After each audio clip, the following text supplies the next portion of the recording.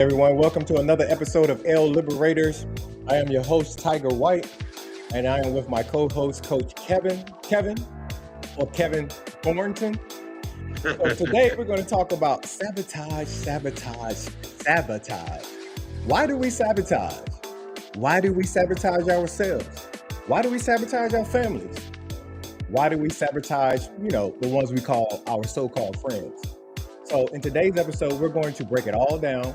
We're going to get real about the topic because sabotage, whether intentional or not, is one of the biggest reasons relationships, friendships, and even personal success gets destroyed. So, sabotage, what is it? It's an act intended to disrupt, hurt, or deliberately damage something. It's sad to say that in relationships and family, that damage often doesn't come from outsiders, it comes from within. Some of us don't even realize we're being sabotaged or sabotaging someone else.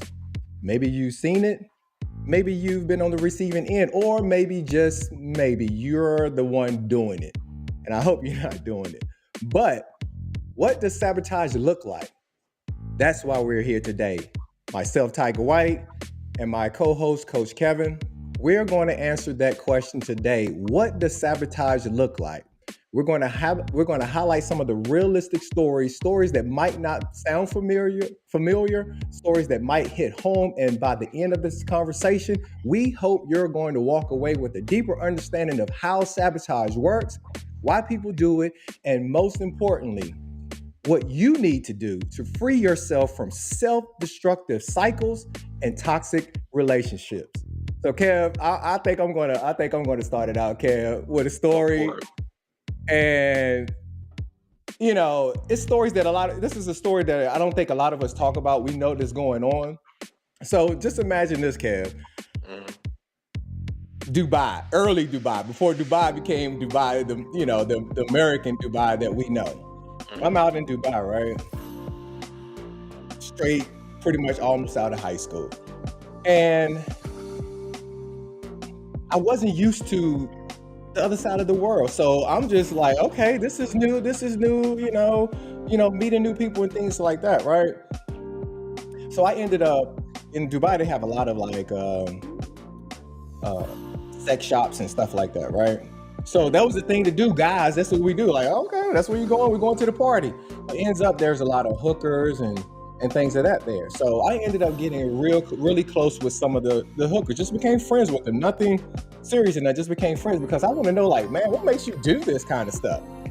So I got really close with a young lady. She was from Ethiopia. So I decided to ask her. I was like, what are you doing? Why are you even doing? You're a beautiful woman. Why are you out here doing this kind of stuff? So she broke it down to me, Kev. And she told me, she said, the reason I'm out here is because my dad sent me here. He sent me here to sell my body. And I was like, what? She was like, yes, my dad sent me here to sell my body and I have to send the money back home. Kev, that blew me that a father would send his daughter to a land that's way from their home for her to sell her body. To me, that's self-sabotage. You're sabotaging your daughter from knowing what a queen looks like just so you can make a few dollars.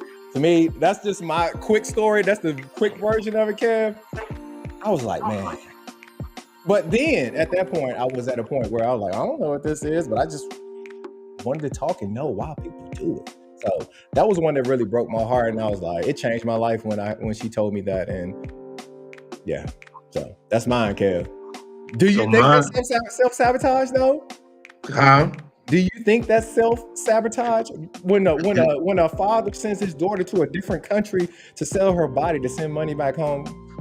Yeah, it's a form of sabotage. It is a form of sabotage, and it's crazy that he would even do that to her. Because that's going to traumatize her in the long run as well. Yeah. Because now she don't really trust him. To make her feel safe because he's forcing her to sell herself, to send money back home. Yeah, that's crazy. That broke my heart, man. My story is,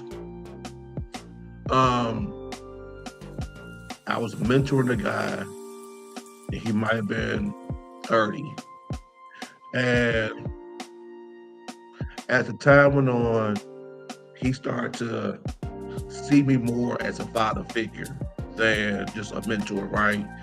And he didn't have a father.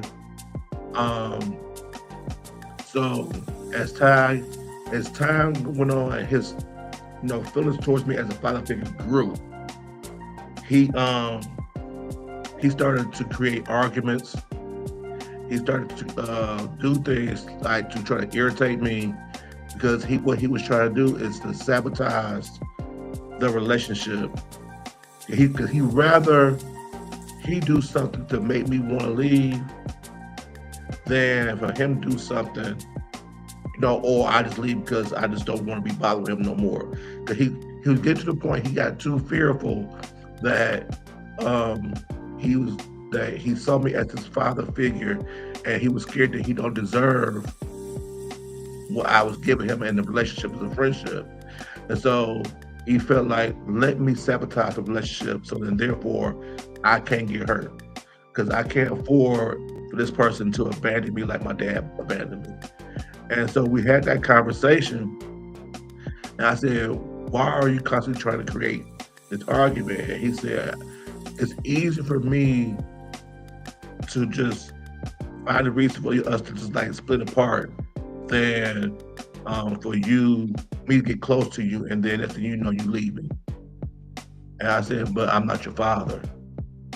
He said, I understand that, but I said, that's what you need to heal. I said, you need to heal from that because now you feel that anybody you get close to, especially a male figure, older male figure, you're going to always feel like you're not worthy of love for that person. And you're going to always try to sabotage the relationship because therefore you would never get hurt again. And so that's not what you want. And you really want to crave that relationship from an older person, then you need to fix it.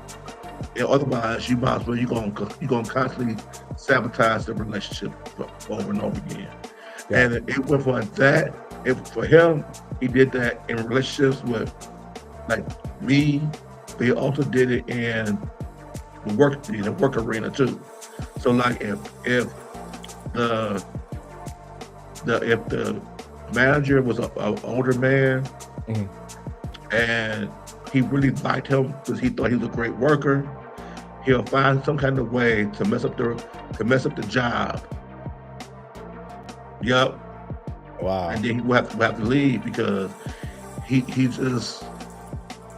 So would you call that a form of self-sabotage then, or is that it's self-sabotage? And the crazy part about it is, what I do is I have like an assignment that I send everybody. I send them a list of different things that are considered self-sabotage and ask them to tell me which ones they do. And all of them, male and female, was sending back. And if it was 8 different things I put on there, most of them did at least 5 of them. So and the crazy part about it is none of them realized that they was self-sabotaging themselves. Yeah. That's deep. That's deep. That's deep. I just want to know, I kind of like, as I'm doing and I'm, coaching and studying and listening to people, I always ask the question, why? Why is the people that we talk about God, we know about God, but we don't love the ultimate creation to make us visualize the light that he's given us, the images he's given us. If you can't appreciate that, how can you say you love God? So it trips me out sometimes how a lot of people just hate themselves without saying they hate themselves. And for me, I try to get to the root of the problem. And a lot of us, whether we believe it or not, don't realize a lot of that feeling that they get during the day, like, man, I don't feel good. I don't this, and I don't know why. It's coming from previous generations through your DNA and all this other stuff. And until you figure out where it's coming from and what it's causing you to have to self-destruct, you keep going down that same path and your energy's the same. So I try to tackle that root. Go ahead. I think I try to tell people in general conversation, everyone has some form of trauma. and that trauma can affect you how you live your day-to-day life. Yep. So if you have bad relationship with your parents, that relationship could affect how you operate in other relationships, and then that could cause self-sabotage as well, because it's like, if I couldn't get along with my mother, and me and my mother don't get along, Mhm. you know, how is anybody else gonna love me if the person who created me don't love me? You know Yeah. what I'm saying? So Yeah. they gonna find a way to self-sabotage it, because they just don't feel like they deserve the love that they deserve, because Yeah. whatever their trauma is. Yeah. Or, people could say, what's your vision? And you can say, I want to do X, Y, Z. I want to become a millionaire. But as they start to do the work towards that, they sabotage themselves, because they really don't see themselves as being the millionaire, because they don't feel like they're worthy of being a millionaire. Yeah. And so then you got to ask yourself, like you said, the why you feel that way. What caused you to make you feel like you're not worthy to make seven Yeah. figures? Yeah. And because you triggered a point where about the mother and the son, whatever, or a daughter, whoever it is. Mhm, And that's kind of like why I want to highlight on is where the self-sabotage is coming from your own family members. mhm. People that say they love you, people that give you hugs and all this other stuff, but not knowing, or maybe they do know. A lot of times other people do know that they're self-sabotaging their own family members. And then on top of that, they act like they're not doing it, but Mhm, not realizing the words you say, the actions you do, and all these other things are affecting generations. But you say you love me. I mhm. see that in so many situations, and I'm like, why? Whether it's competing with each other, whether it's putting someone down, whether it's causing someone. It was a lady telling me a story the other day about their father knew a guy, and it was his best friend, and he was on crack, and he introduced the father that was supposed to be his friend to the crack, and the father ended up being addicted to it. But you say you Mhm. love me, you're my brother. That's Right. sabotaging. We're sabotaging ourselves, and until we have conversations about it to realize where it's coming from, what it looks like, and all these other things, you're going to have generations and generations and generations of people coming in that don't love themselves. Yes. You And know, see, but then, I had just did a video, maybe I think a couple of days ago, saying that, people always ask, if life coaching, is it um, beneficial or something to that extent. And I said, it's what you make of it. I said, it used to be the running joke about how they would say, Yella had her show, Fix My Life. They'll say, well, whose life did she fix? Because sometimes uh, it won't work out. And I always say, it's always based on you. yeah, It's always based on the person. I said, because everybody don't understand, what all goes into being coached. And so, like, even with the whole sabotage situation, I bring it up because with sabotage, either they may know they're sabotaging themselves, or somebody's sabotaging them, or they may not. Those who do may not want to deal with the why yet, yeah, because it might be too painful for them, or they just rather just be who they are and not have to deal with, you know, healing the hurt that's causing them to sabotage themselves. Because so they'd rather just be who they are than to actually do the work to heal. that's sabotaging itself. Exactly. When you don't want to do the work to get where you need to be. And I find Yeah. out from my experience and talking to people and things of that nature is that most people self-sabotage because they don't even know why they're here. They don't even know what their purpose is, what they want to do in life, and all these other things that go along with it. It's because they don't even know. They can't answer that question. Like I ask a lot of people, okay, well, why are you here? Hmm. Well, you get some people say, well, I'm here to praise God.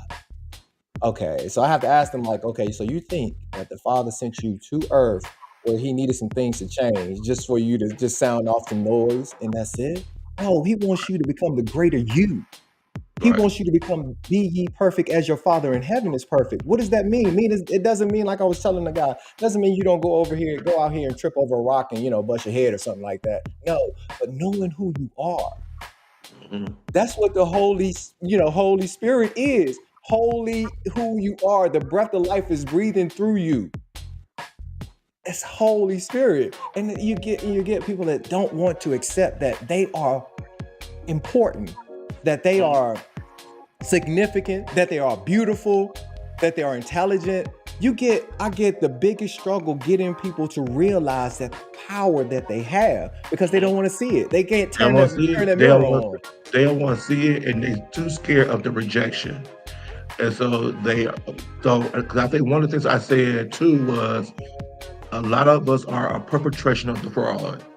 We are all trying to be something that we're not because we rather be an imitation of what we are not and be accepted by the people than to be our true version of ourselves and not be accepted. Yeah, Because too many of us are too scared to be our true selves, scared that we won't be liked by the masses. yeah, But I'd rather be liked by those who like me yeah, for me than me to be somebody I'm not, to yeah, be loved by people who really don't like the real me. yeah. That's a tough one. Hmm. That's a very tough one because, it just happened like this week. And I was at the gym and I'm like, man, it's literally like, I had a young lady come in, literally like the thin, silky type underwear and just the cutoff. I'm like, and you get right in front of people and just, it's like it's out there here. That's Hmm. a form of self-sabotage, because if you understand most men and how they think, they're like, oh, I'm gonna get that. I want to get some of that, or that she's this, or that she's that, and it's usually not something positive. It's not. Does it mean that people should be judging? No, but just unfortunately, that's just how most people view it. Mhm. And then the thing about it is, the same type of person will come and say, man, I want a man. I want a man that loves me. I want a man that takes care of me and treats me right and all this other stuff. But most men, without them saying it, are already having attention what they think about you. It's Mhm. wrong. It's not right. But that's a form of self-sabotage. If Yeah. if you're saying you want a man and you're dressing like you want a good man, or presenting yourself like you want a good man, or presenting yourself like you want a strong man, 9 times out of 10, you're not going to get it. Right. 9 times out of 10. That's a form of self-sabotage. It is.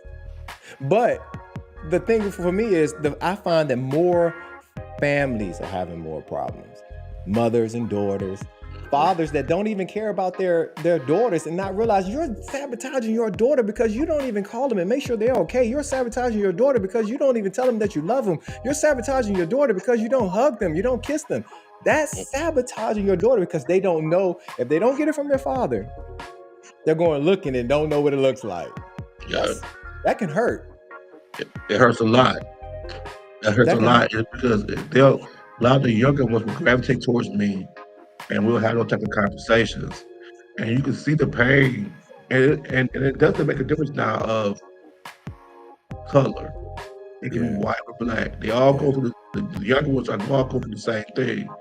Um, and whether it's the father not being there, well, it was a young lady, the father wasn't there, and her pretty girl, her self-esteem is low, and because he wasn't there, and he's the one that should affirm her and tell her how beautiful she is, yep, stuff like that, and she was never told that.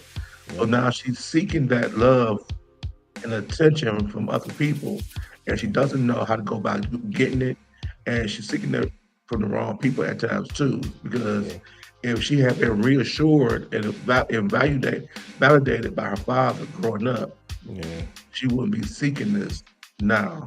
yeah, And so, if I say, well, you're a pretty girl, you're worthy of everything you yeah. deserve, it's hard for her to receive that It's crazy. because she never heard it before. That's crazy. But You this, know, this you'll get this right here, Kev, where I was we were playing football and the football game was over with. And I asked my buddy, I said, man, what you about to do tonight? Where you going? What you about to do? He said, man, I'm gonna go out here and get me one of these low self-esteem women and sleep with her. I was like, what? This is what women get when they don't get that from their father. Their self-esteem is so low that somebody can meet them in a day, say a few words, and we sleeping together, girl. Yeah. But just to give you an idea of how some people think. Right. And then when you have, like you said, like you showed, and when you have that low self-esteem, that energy, Yeah. that energy get to the right person or the wrong person, Yes.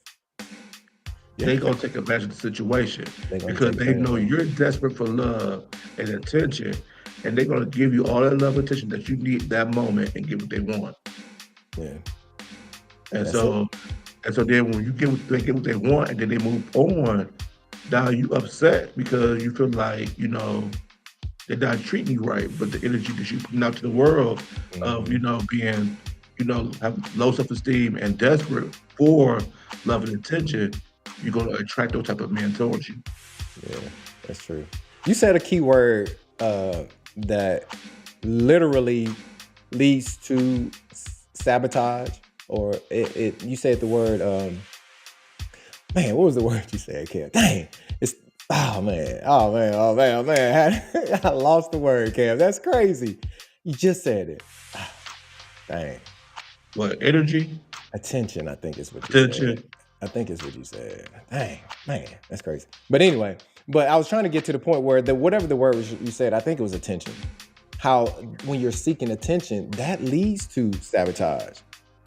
If we think about it, where you seeking somebody else's approval every single time, every single thing you got to be approved by somebody else or what somebody else thinks and stuff. That's sabotaging yourself, because it shouldn't be about what somebody else thinks. It should be about if we say we love God and how the way we say we love God, you're going to hear from Him clearly what and how you're supposed to be.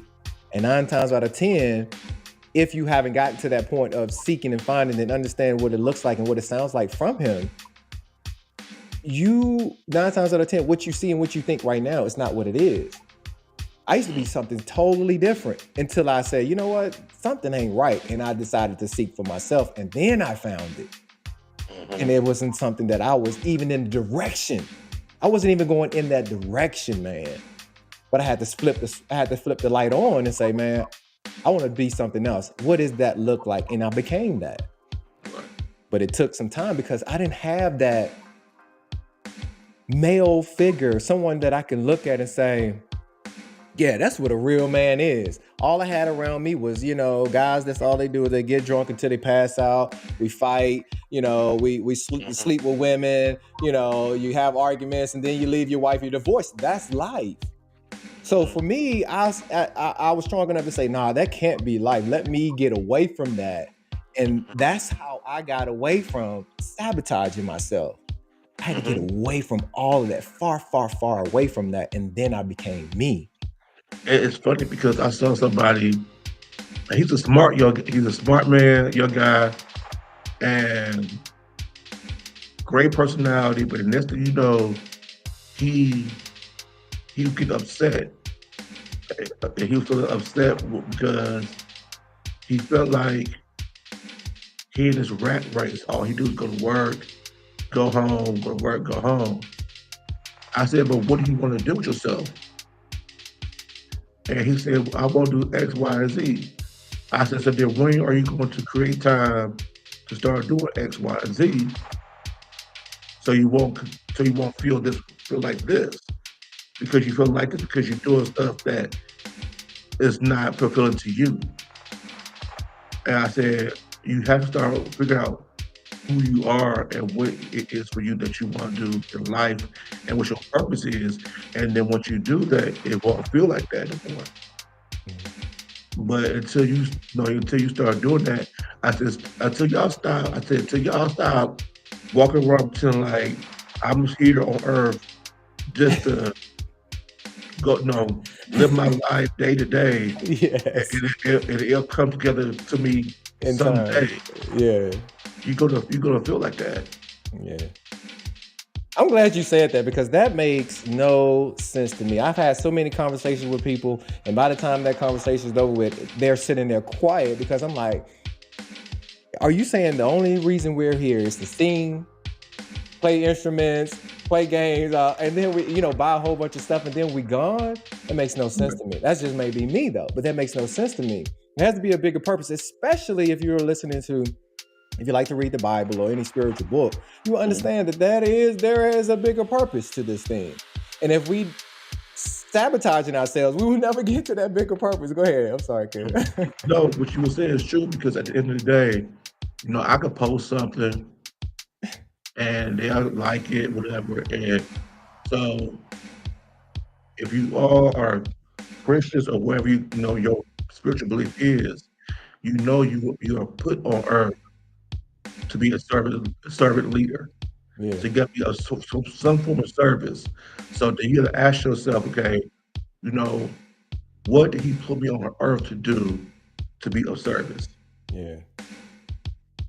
So like you and I, we're doing this and other things as form of service, being servant leaders because he feels like a lot of his children need education and guidance because if we get the right conversation out there, then it'll trigger them to walk more in alignment of their purpose or understand or do the work on themselves to figure out why they self-sabotage themselves.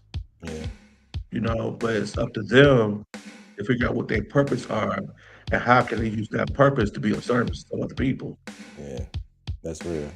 But because like I go out, I feed, the homeless, go to some of these rough neighborhoods, giving messages and things of that nature. I never look at that as service, which most, a lot of people look at that as service. I look at that as a form of enjoyment, a form of it's called servitude, but I don't look at it that way as most people they do it like go out here with these people. I kind of enjoy going out there, feeding into people, giving them that message that what, I can do this. You're right. I was out there talking to a male man. He smoked a lot, and he said, "Man, I'm going through cancer. Got this going on." I gave him some realistic truths, like, "Hey, man, you cut that cigarette out, and you change your life. You start drinking more water, and you can heal all of that." And he was like, "You know what? I believe that. I've been hearing that. I believe that." And you see people's lives start to change, man. That's way more better than just saying, "Oh, I'm going somewhere every week and that's it." See, that just shows you and people listening that you are in your purpose because when you're doing something that's in your purpose, it doesn't seem like work. And you can do it all day and it won't bother you because you enjoy what you do because it's purposeful to you. So like for you, doing that brought you joy because it's a part of who you're supposed to be and what you're supposed to do in your life. But if that wasn't your purpose, you wouldn't like to do it. Now that you're talking about purpose, so how does somebody, because growing up for me, the way I was taught was, hey, your purpose is to be a pastor. Your purpose is to sing in the choir. Your purpose is to play music or play the drums. That's purpose. Not until I got away did I realize that is not a purpose.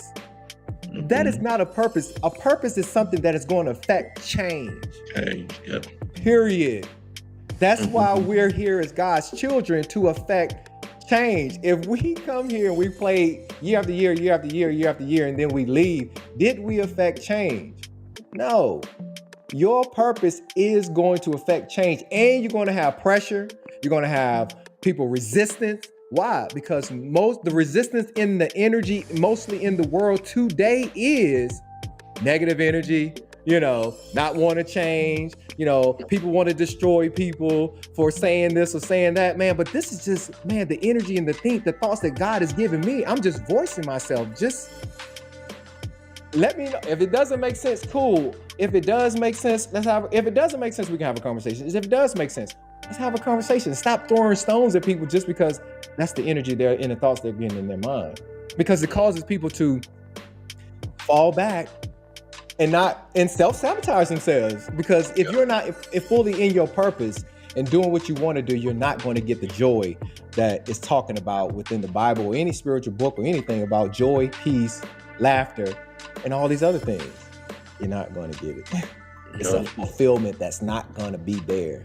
It's a small little fulfillment. Yeah. And that's a form of self-sabotage. It is.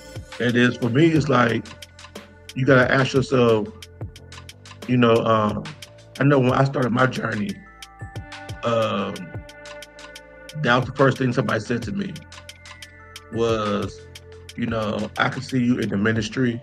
I can see you being a preacher. And I said, I can't. Yeah. I said, I can't. Yeah. And then one of my cousins said to me, I will never forget this.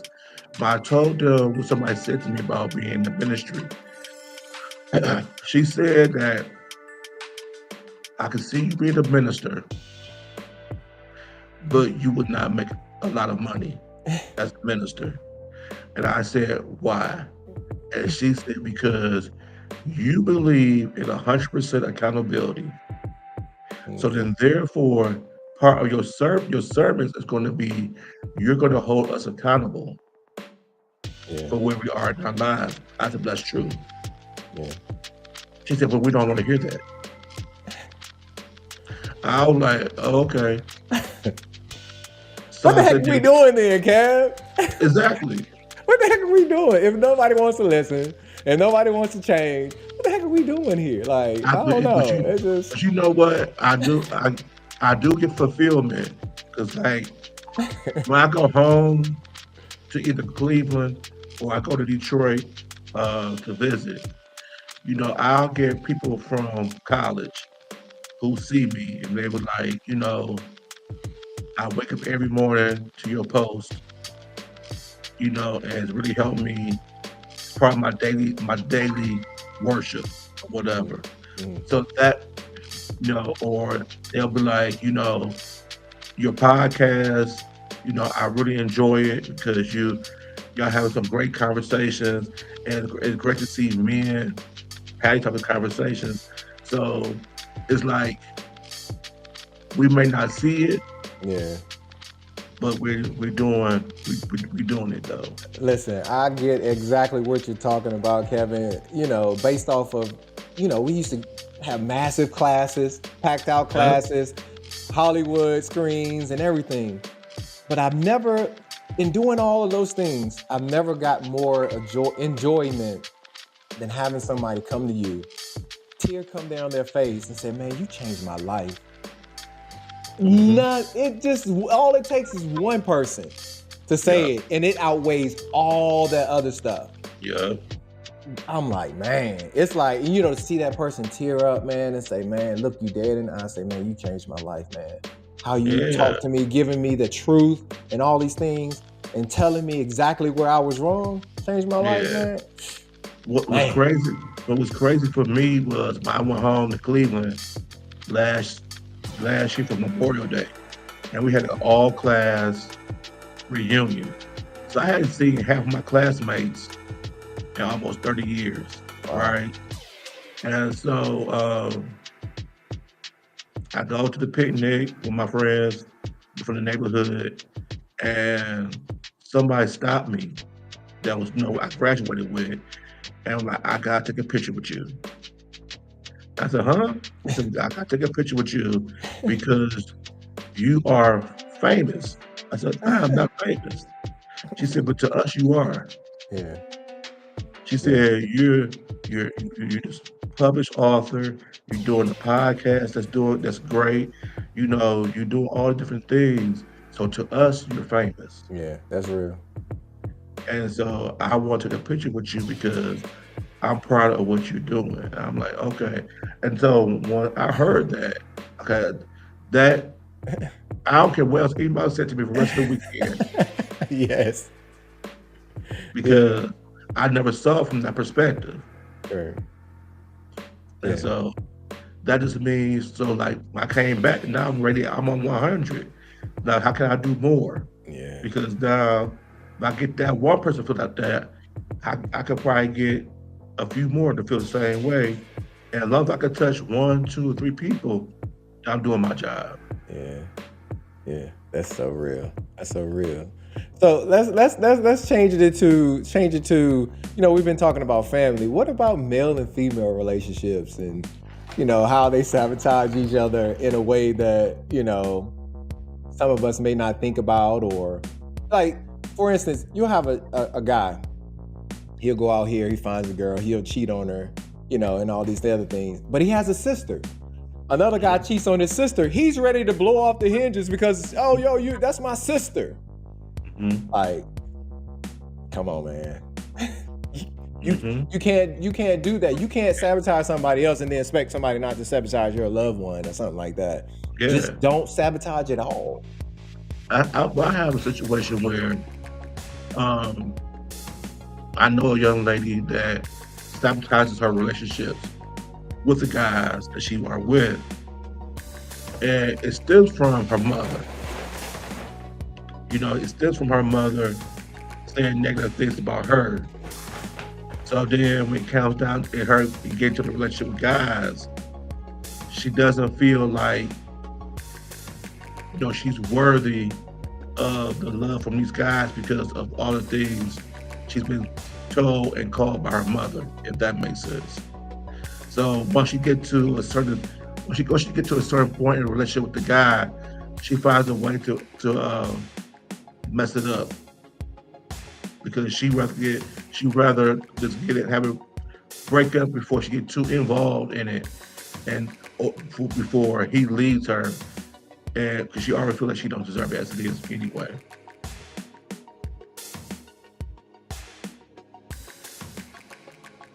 Where you go? Man, that's crazy. I'm listening to you, Kev. That's crazy. That's crazy. But I don't know, man. I don't know why we do what we do to each other. Especially the so-called teaching that we've been getting for over 2,000 years. The so-called uplifting messages that we've been getting for over 2,000 years. The book that I read and what taught me, I read the Bible constantly. So I started really digging into the depth of who is this man Jesus? What is he? Everybody talking about what? Let me get to know exactly what he is. Mm-hmm. And we know he, everybody talks about, he was love, but you never hear a lot of people talk about he was truth. He gave so much truth, and so much truth to people that's to so many people that wouldn't even attempt. That's love. That's showing you that you are something. That's showing you that you can do it. You can be great. He said it in the book. He said, the things you see me doing, you can do it also. And greater things will you do. Because I'm going to leave, but you still going to be here. What does that mean? Every single person in the world has greatness in them. And if you read that book, and you say you understand that book, and if you see that message he said, you should automatically look in the mirror every single day and say, man, God created me perfect. God created me beautiful. God created me to be something great, and not sabotage yourself anymore. Mm-hmm. If you say you believe in that story. Right. And one of the things you said was that we say God is love, which is very true, but also you said God is truth. And those are, my father always said 3 words, God for God, truth, love, and righteousness. And so, if I'm telling you the truth, and I'm telling you the truth out of love, that's my way of showing that I care about you, because, if I'm gonna lie to you to try to spare your feelings, I'm not helping you none whatsoever. And so we gotta do better by being truthful to one another, because it's a way of showing love, but telling that truth in a loving way that they can receive it. Yeah, the truth hurts, man. When I started to understand the story, I understood why they hated him so much. Because when somebody comes to you and tells you the truth, it's like your blood boils instantly. It's like it's a trigger, man. It's like, I don't understand. It's something that makes you feel uncomfortable, even though it should make you feel good and have joy that you got that truth out of you. Right. It's coming out of you. So I understand once I figured out who he was, and I never looked back from not ever telling lies again when I found out truth, only Mm-hmm. truth, every single day. Truth to yourself, truth to your family members, truth to your father, your mother, your sister, and all this other stuff. That stuff will set you so free, man. It'll blow your mind. If Yeah. you don't believe in truth right now and you're telling lies, when you start telling truth and you start going to people, if it may be your truth that somebody don't know about, and you need to tell them, go to them not yelling, go to them in a humble way. Man, this is my truth, and it's been heavy on my heart. It's got it feels like I got a weight on my back, so I want to get rid of this truth. And talk Mm-hmm. to that person. Man, it changes everything. Yeah. It changes everything. So for me, knowing this book and understanding it, I look out in the world and I'm like, I see people saying, okay, yeah, we're going to God, we're going to God, we're going to God, we're getting there, we're getting there, we're getting there.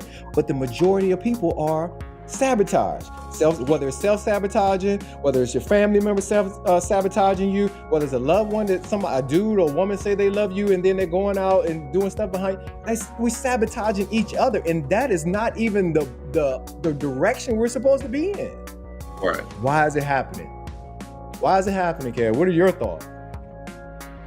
That's a good question. I just think for me, it goes back to the lack of love of self and the belief that we deserve whatever we deserve, whether that's love in relationships, whether that's greatness in our lives, quality friendships. A lot of times I just feel like we don't have the love in ourselves for ourselves that we deserve all those things. And so then therefore it's like it goes back to what you said earlier. Why? Until you understand your why or why you feel that way, you're gonna always sabotage yourself because you're gonna always feel like you're not worthy of any of those things. Yeah. So I think for me, if those who are listening or who are gonna see on the replay, my challenge to you is to put in the comments, what's your why? Yeah. What's your why of you sabotaging yourself? Yeah. And put it in the comments, and as we read them, we'll respond back to you. Yeah. And that's the real. And I wish it was just one thing that you could say to get people to come out of that. But unfortunately, there are thousands of situations. Mhm. Thousands of situations. You got people that was molested as a kid. You had some people that grew up with a parent that was on major drugs or something like that. You grew up with some that didn't have a mother or a father.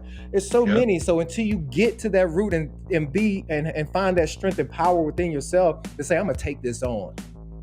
And when you take it on and you be truthful with yourself and you realize like that situation or that thing shouldn't be bothering me. I have somewhere I need to go. I have a purpose I need to do. I have something that I am significant. I am great or whatever. And start taking it on. Your power and your strength and your joy and all of that will come with you. Come from it. Trust me, it will. Just start being truthful with yourself every single day when you wake up. Every single day there's a new truth. Right. Let me tell you why. Because I wake up at 3 o'clock in the morning every day. My truth every day, usually when I wake up, I have to use the bathroom. My real truth comes in every day while I'm using the bathroom. I have to be truthful with myself, whether I'm gonna get back in the bed or whether I'm gonna get up, go meditate, and start my day. That's the truth I have to deal with each and every day when I wake up. Right. That's a truth. Something that people may overlook, but it's people may not think about it or whatever the case may be, but it's a truth that we have to deal with every day. Some people have a truth like with their husband or their mother or stuff that they have to deal with. I have seen so many wives lying to their husbands today. I'm like, why are you lying to your husband? Be truthful with him. You say you love him, be truthful with him. Right. Because if he loves you, he gonna respect that truth and say, you know what, you didn't have to do that. I knew it took a lot for you to do that. But because you did it out of truth and didn't nobody force you, give me a hug. I love you. That's real, man. That's real. Any ideas that you got? Any other ways that you got, Kel, that sabotage you? No, I think we're gonna touch everything so far. You think we covered every single one of them? There's a lot of them, but listen, I can go down the list. I can go down the list. You mentioned one that which was molested. Oh man. And so I have never been, but I've had clients that have been, male clients that have been. And when you get molested, you become very hypersexual. And sex is always on your mind. And the person you could be in love with somebody, but they can't keep up with you sexually, so you go and you be by other people, knowing that if it gets back to that person that you're in love with, you're gonna damage the relationship. So that is a form of self-sabotage, because you're doing things you know it's gonna cause your relationship to end, but you have not done it for yourself to try to control the hypersexual because of your trauma for being molested. So until you do that, and I know and heal from that trauma, you gonna always self-sabotage in your relationships, because you're gonna be hypersexual, and that person's not gonna be able to keep up. Yeah. And all the ones I have had, they can't keep up, and they go to somebody else just to help them keep going. But they say they love the person they're with. I said, you can't love that person like that if you out here out with somebody else. I said, you can't justify it because she can't keep up, because your sex drive is unreal. Right. And it's unreal because you have not dealt with your trauma. And until you deal with that, it's not gonna get no better. Yeah. I said, do you think she'll be okay with you finding out that you sleep around with somebody else? No. So then therefore, why are you gonna do it? Yeah. If you say you love her, the love don't hurt. Yeah. And what you do is gonna hurt her. Yeah. But not until I started talking about my situation and being molested and things of that nature did I realize that this has happened to so many people. And you said something that is so key. When that has happened to you, you become hyperly sexual. So we wonder, like, okay, why we got a lot of divorces, why we got people that's, got diseases out of the roof and things of that nature, because most people haven't taken that on and really came out with the truth. Like, man, somebody did that to me and that was jacked up. I run into so many people like that. I'm like, man, it's not your fault. That person had something going on in their mind that was not right, and you just happen to be in that line. But when you take that on and say, man, that wasn't supposed to happen, and you can pave the way forward for somebody and make somebody else's life better, that changes everything. Right. Everything. Now you take the power away from the experience and you give it for yourself. Yeah. And so now the experience doesn't control you, you control the experience now. You control the experience. It's a form of mind control. Yeah. It really is. Yeah. Until we start talking about these type of things happening everywhere, I tell mothers and parents all do not let your kids just go over somebody else's house and just expecting them to take care of your children and making sure that stuff is not going to happen. Trust to take it from somebody that's been through that, family members and stuff like that. What's going on? Protect your children and protect yourself and love yourself and don't sabotage yourself. So that was our topic today, is sabotage. I don't know if we cover every single one of them because there's so many to being sabotaged. So but just don't do it. Love yourself, care for yourself, love your children by protecting them and being there for them, and just don't change and go back into bondage. If you know anything about the Bible talks about being in bondage. I want my people out of bondage and be free. Right. And that's it. And, And you won't sabotage no and more. for me, I want you all to ask yourself, if you are self-sabotaging yourself, ask yourself why, and put your why in the comments so we can help you out and create a conversation and a dialogue. Because that dialogue could be beneficial to somebody else who watched the video or see the comments. So with that being said, we just want to say thank you for tuning in, and we'll see you again next week. All right.